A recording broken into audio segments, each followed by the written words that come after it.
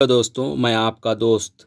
इस वीडियो में हम जानेंगे छत्तीसगढ़ी में कहे जाने वाले लोकोक्तियों के बारे में। कई बार ऐसा होता है जब हम किसी बड़े बुजुर्ग के आसपास या करीब रहते हैं तो ये सुनते हैं कि वे बातचीत के दौरान इस प्रकार से हाना जोड़ देते हैं कि वह बिल्कुल सटीक होता है। और उसी हाना के बारे में हम जानेंगे। हाना को हिंदी में लोकोक्ति कहते हैं। हाना जो है स्वयं में पूर्ण वाक्य होता है। छत्तीसगढ़ी भाषा में बहुत से हाना है जिन्हें उनके हिंदी अर्थ सहित जानकर आपको बहुत मज़ा आएगा। तो चलिए वीडियो में देखते हैं। तो हमारा पहला हाना है, एक हाथ खीरा के 9 हाथ बीजा। क्या एक हाथ खीरा का 9 हाथ बीजा हो सकता है? नहीं हो सकता। तो इसका अर्थ है किसी भी बात को बढ़ा चढ़ाकर वर्णन करना। कुकुर ह गंगा जाहिता पत्रीला कौन चाठी। यह ऐसे व्यक्ति के लिए कहा गया है जो किसी आदत से मजबूर होता है या वो आदत को जो है छोड़ नहीं पाता है, आदत बन गई रहती है।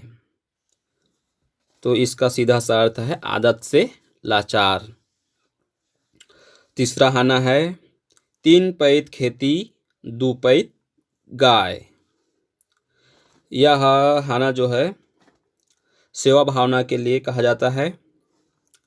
रोजाना जो है हमें खेत की 3 बार और गाय की 2 बार सेवा करनी चाहिए, क्योंकि खेत और गाय जो है हमारा सहारा होती हैं।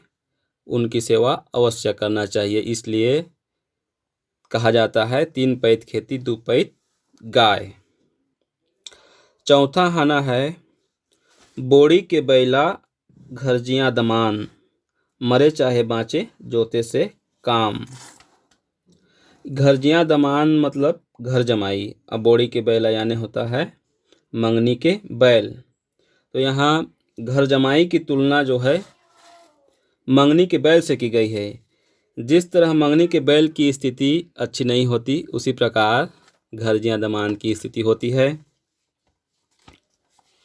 पांचवा है, दहरा के मछली अब्बड़ मोट।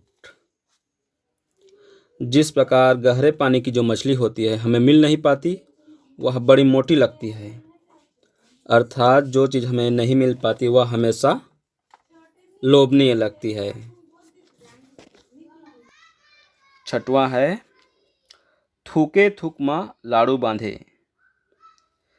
जिस तरह थूक के लड्डू नहीं बनते, उसी तरह कोई काम बिना मेहनत के नहीं होता। अर्थात कल्पना करने मात्र से कोई काम पूर्ण नहीं होता। अगला है, मांग रे मुँह खा। मांग रे मुँह खा का अर्थ जो है किसी चीज़ को जबरदस्ती या धोखे से नहीं लेना चाहिए। अर्थात किसी चीज़ की आवश्यकता पड़ने पर मांग लेना चाहिए। ठीक है। अगला है, काम न धाम गोठेच ल जान। यदि कोई व्यक्ति कार्य नहीं करता है और बातचीत अधिक करता है, इसलिए यह हाना कहा गया है। तो इसका सीधा सा अर्थ है व्यर्थ का बकवास करने वाला। नौवां है, कब बबा मरही ता कब बरा खाबो। अर्थात आदमी जो है मौके का इंतजार करते रहता है कि कब बबा मरही ता कब बरा खाबो वाली बात आ जाती है। और इसका सीधा सा अर्थ है अवसरवादी होना। 10वां है, टेटका के पहुँच बारी तक।